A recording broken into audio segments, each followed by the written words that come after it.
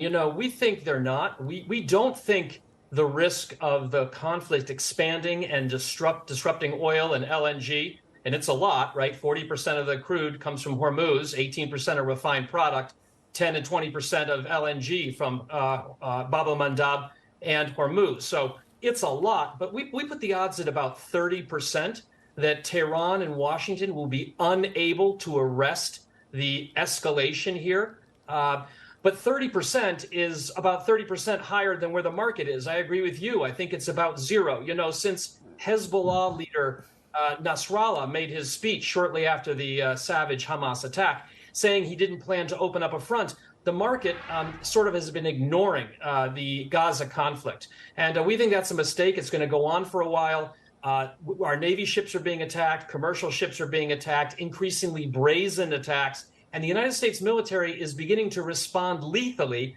against Iranian proxies in the region. So we're not out of the woods. It may not be a 90% probability, but it is not zero.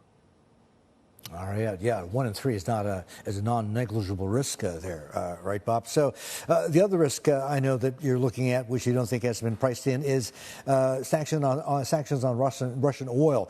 They've been sloppy is probably the wrong word, but they, in terms of enforcement, they haven't been as strict as they could or maybe should be. You think that's going to change, though?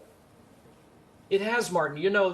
The underappreciated and largely unnoticed change going on here, and it's really fascinating, is the Biden administration is doing things that risk putting oil prices higher, and that's pretty interesting.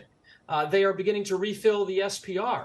But more importantly, they're willing to now tighten down on enforcement of the G7 price cap against Russia. Until recently, they were not. The main goal was to help Putin sell those barrels to keep gasoline prices low in the United States. But with oil prices falling sharply, the administration is willing to crack down on compliance, which had gotten pretty bad and pretty weak on countries still lifting those barrels. So there's about almost 1 million barrels a day of Russian oil travels using G7 companies and services, about 500,000 barrels a day of diesel.